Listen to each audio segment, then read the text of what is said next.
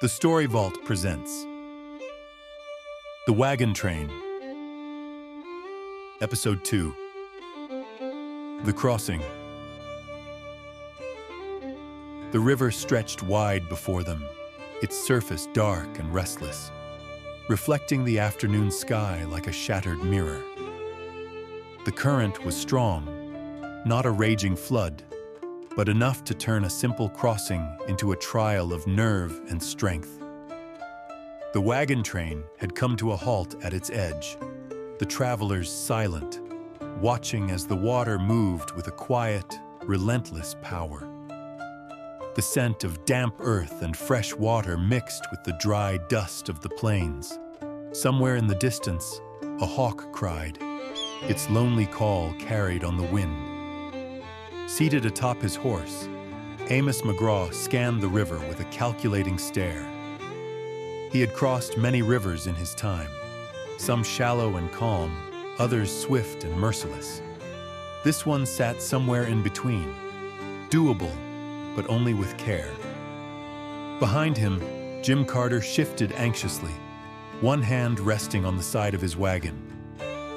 His wife Liz sat inside, her expression tight with worry, while their daughter Rose stood at the edge of the water, her arms crossed. "This the best spot?" Jim finally asked, glancing at Amos. The wagon master didn't answer right away.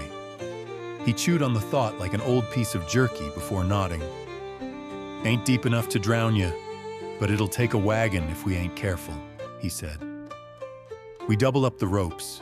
Take it slow. No mistakes." From the side, a smooth voice slid into the air. "There's a third option," said Jesse Blackwell, leaning against a wagon wheel, his ever-present smirk in place. "I know a fella downriver. For a small price, he'll take us across real easy." Amos turned his head slowly, his gaze cool as a winter wind.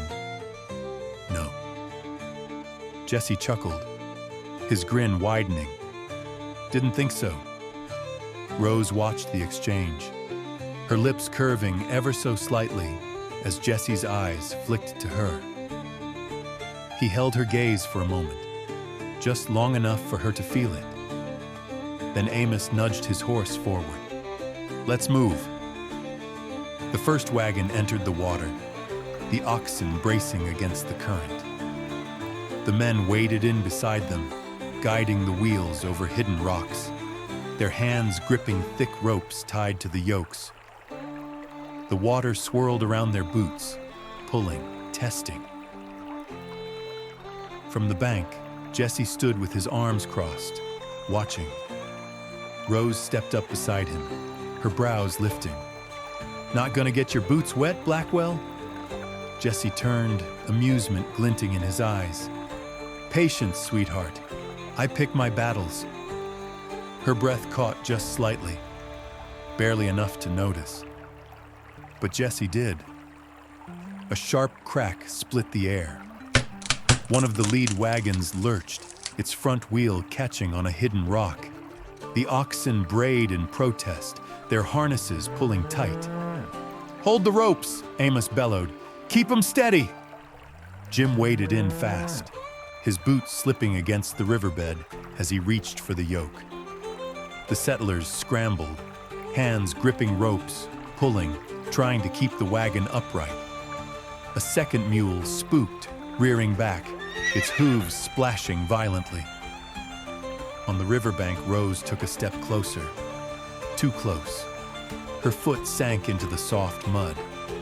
She gasped, her balance slipping, then an arm around her waist. Strong, steady, holding her firm. Jesse. She felt the warmth of his body behind her, his grip secure but effortless, like he had all the time in the world. His voice was low, teasing. "Careful now, darling. Water's cold."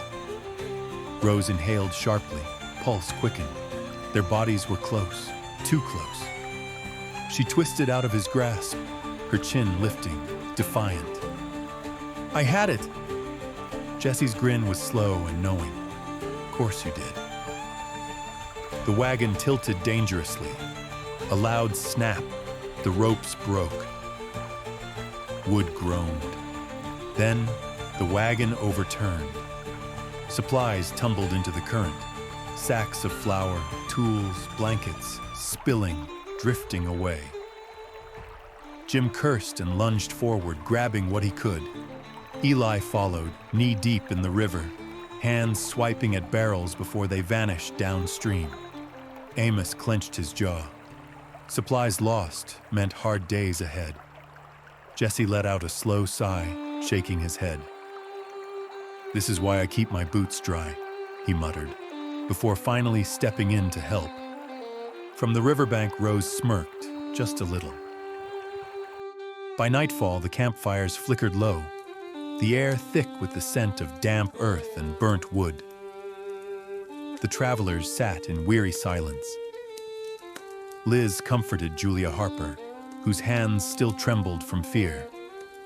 Dr. Eleanor Harper moved between them, tending to those chilled and bruised. Amos sat apart, his gaze distant. The weight of responsibility hung heavy on his shoulders. Across the fire, Rose sat drying her boots. Jesse strolled up, his usual smirk in place. "So, still think you had it?" She lifted her gaze, unimpressed.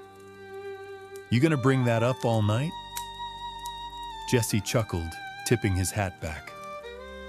"Could, if you'd like." She huffed, rolling her eyes, but her lips twitched, just slightly, betraying her amusement. Jesse leaned back, satisfied. Across the fire, Amos watched them from the shadows, unreadable. He took a slow sip from his flask. The journey ahead had only just begun.